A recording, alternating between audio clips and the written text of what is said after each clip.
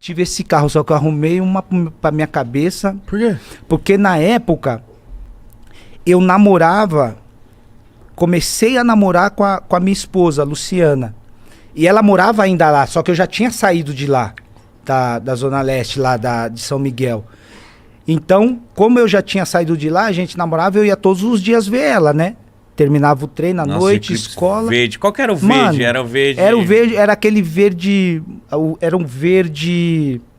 Escuro? Escuro, mano. Era top. E naquela época você não podia usar, não era liberado, não tinha permissão ainda de usar isso filme. Então, todo mundo te via. Você dentro do carro, você passava com o carro, eu arrumei pra minha cabeça. Eu saía da penha onde eu morava e ia pra casa dela, sem sacanagem. Eu era parado pela polícia 3 vezes. Que isso? Caralho. 3 vezes, pô, eu era parado pela polícia. Se eu não era parado, os caras me seguiam. Quando eu parava em frente da casa dela, os caras mão pra cabeça, sai, documento, da onde você é, de quem é o carro. De quem é o carro? De quem é o carro. Aí eu, não sei o quê.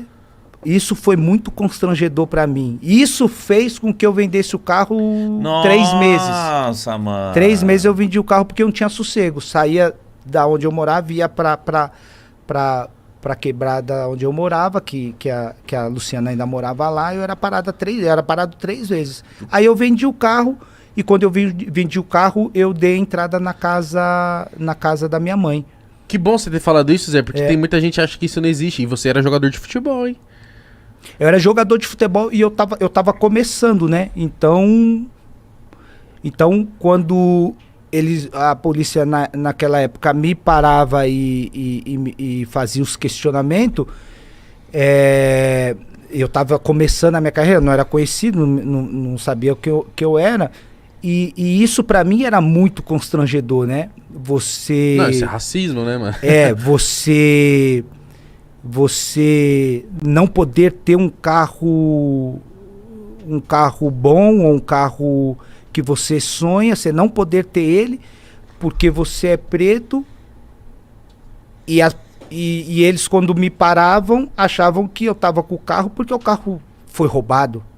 E muitas pessoas perguntam pra mim, poxa, Zé, você morou 14 anos fora do Brasil, 12 na Alemanha, 1 ano na Espanha, 1 ano no Catar. Você já sofreu racismo lá fora? Lá fora não sofri racismo nenhum. Nem discriminação, nem preconceito por ser estrangeiro, né? Uhum. Por ter jogado em 3 clubes na Alemanha, mas vivi isso dentro do meu país. Eu vivi isso e isso pra mim foi muito triste. Caralho, imagina ter que vender um carro por causa disso, cara. Carro do seu sonho. Por causa do meu sonho.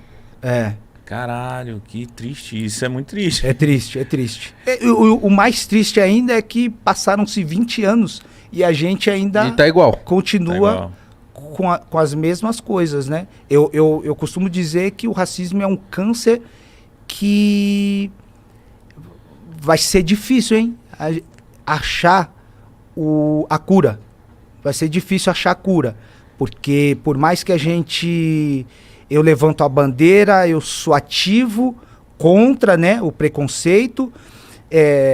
Se levanta uma outra pessoa, de repente, conhecida nos Estados Unidos, outro na Europa, defendendo, né, sendo contra o racismo, mas se não matar o câncer, ele vai continuar inserido dentro das pessoas e a gente vai só passando épocas, consegue passar um paninho aqui, mas ele vai continuar. Eu acho que o remédio para matar esse câncer aí do racismo, eu acho que vai ser difícil encontrar. Enquanto não encontra, a gente vai ter que viver Mas você com acha ele. que com o tempo isso melhorou ou não?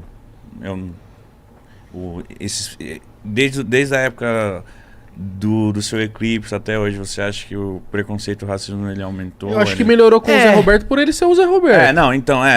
Ele melhorou eu acho que melhorou um pouco na questão de mais pessoas se manifestarem e se posicionar contra, né? E eu acho que isso acabou despertando um pouco a questão de as autoridades tentar punir ou tentar minimizar. Eu acho que mais nessa questão. Agora, fora isso, acho que continua a mesma coisa. Mesma coisa, né? Mesma coisa. Triste. É.